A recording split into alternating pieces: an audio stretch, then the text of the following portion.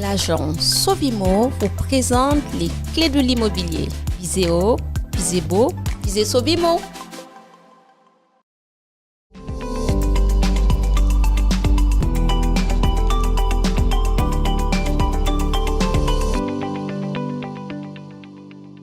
Bonjour à tous, j'espère que vous allez bien. Dans notre émission Les clés de l'immobilier, j'ai le plaisir de recevoir à nouveau Tiffany. Bonjour Tiffany. Bonjour Vassia.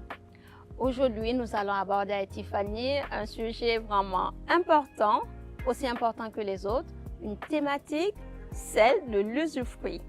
Qu'est-ce que l'usufruit, Tiffany? Dans le cadre du droit patrimonial, la propriété se divise. Vous avez l'usus, le fructus et l'abusus. L'usufruit est une partie finalement de la propriété qui est composée de l'usus et du fructus.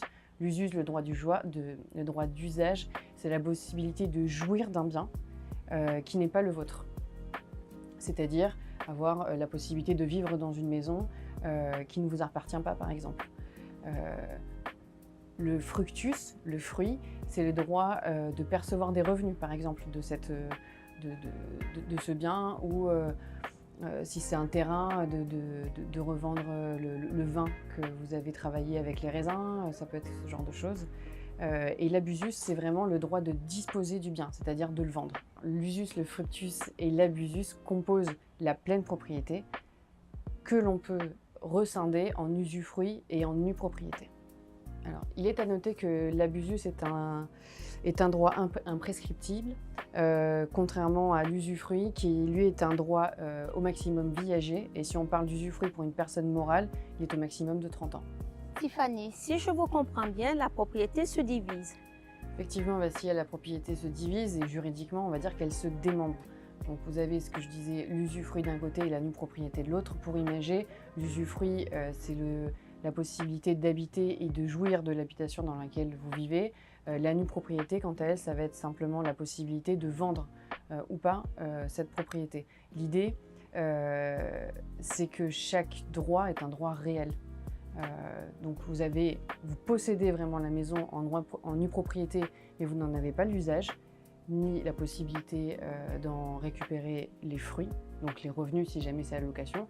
Et au contraire, si vous avez l'usufruit d'une propriété, vous avez la possibilité d'en jouir vous-même ou de le mettre en location. D'accord. Prenons le cas d'une famille où les parents ont donné la nue propriété à leur enfant, ont gardé l'usufruit et décident de vendre. Quelles sont les parties qui interviendront? Alors, les deux parties interviennent. Normalement, ils sont censés se mettre d'accord. Maintenant, comme sur l'usufruit et sur la nue propriété, vous avez un droit réel. Vous pouvez tout à fait décider de vendre votre nue propriété, elle a une valeur, ou de vendre de votre usufruit qui a une valeur aussi. Mais dans le cas où on décide de vendre la pleine propriété, aussi bien les parents que les enfants décideront et signeront d'un commun accord le mandat qui leur sera présenté. Exactement.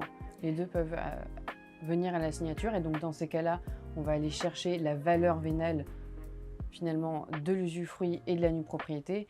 Et là-dessus, nous avons des tableaux qui nous sont offerts par l'administration fiscale qui donnent une valeur en fonction de l'âge de l'usufruit de la propriété, évidemment. D'accord, pour lui permettre de savoir, une fois le bien vendu, quelle sera la part qui lui reviendra. Exactement. Tiffany, pouvez-vous nous dire quel est l'intérêt d'un tel fractionnement? L'intérêt d'un tel fractionnement est un intérêt principalement patrimonial.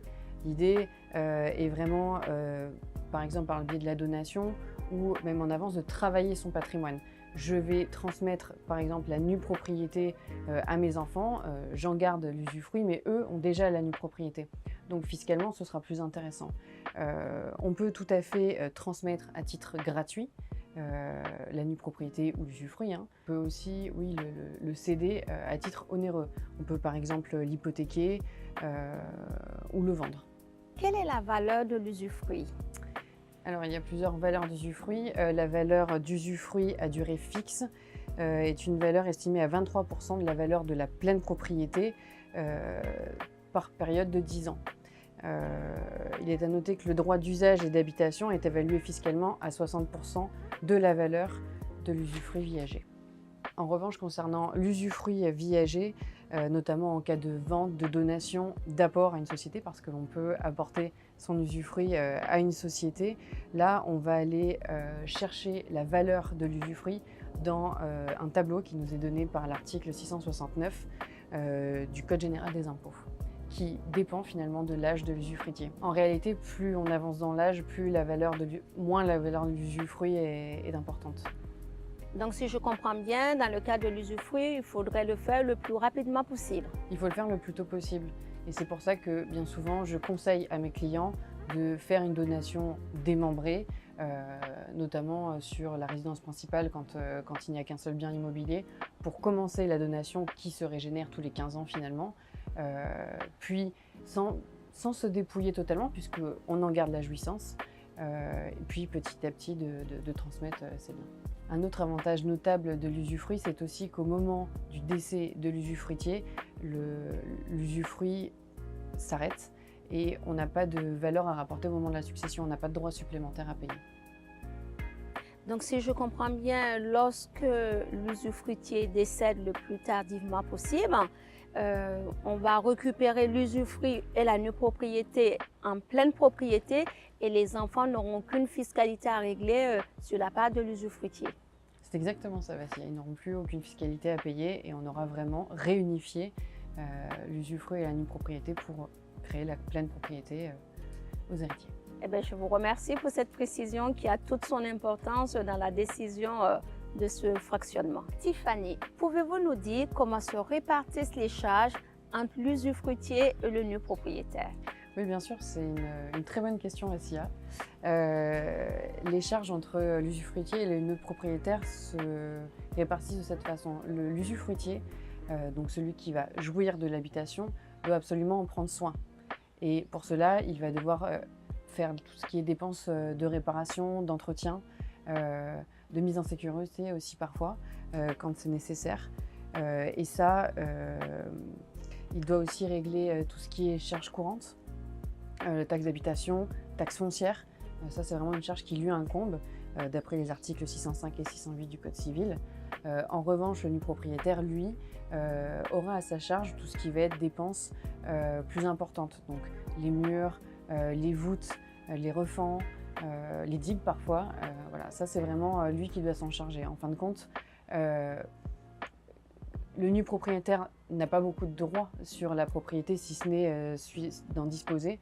Donc il doit simplement s'occuper des grosses réparations. Maintenant, il est possible de convenir entre l'usufruitier et le nu propriétaire que l'un ou l'autre prennent telle ou telle charge à leur compte. D'accord. Est-ce que vous pouvez nous apporter une précision sur le fait que, en général, le démembrement nu propriété usufruit se fait en famille? Mais supposons qu'on ne soit pas de la même famille. Est-ce que vous pouvez le conseiller à des personnes de familles différentes de mettre en place un tel démembrement dans le cadre d'un projet immobilier? Oui, c'est une chose que l'on peut faire. Ça se voit un peu moins en pratique, mais ça se fait. Vous pouvez le faire aussi dans le cadre des sociétés. Vous pouvez démembrer par exemple des parts sociales d'une société. Ça va vous permettre par exemple de garder la gérance d'une société ou de choisir qui va toucher les dividendes par exemple. Et dans le cadre des particuliers, quand vous vendez simplement votre nue propriété, si au départ vous l'avez fait dans la famille, vous pouvez choisir de vendre la nue propriété à un tiers qui lui devra conserver l'usufruit jusqu'au bout de la vie de l'usufruitier. Tiffany, je vous remercie de votre expertise en ce qui concerne la thématique de l'usufruit. Ce que nous avons pu retenir, c'est qu'il est important de le faire le plus rapidement possible. Les parents gardent l'usufruit et donnent la nue propriété à leurs enfants. Ils sont ainsi protégés tout au long de leur vie et se gardent ainsi des revenus s'ils décidaient de le mettre à la location. Nous avons été ravis de partager cette émission toutes les deux et de vous apporter toutes les informations sur le thème de l'usufruit. Nous vous souhaitons une excellente journée. Prenez bien soin de vous et à bientôt dans un prochain épisode.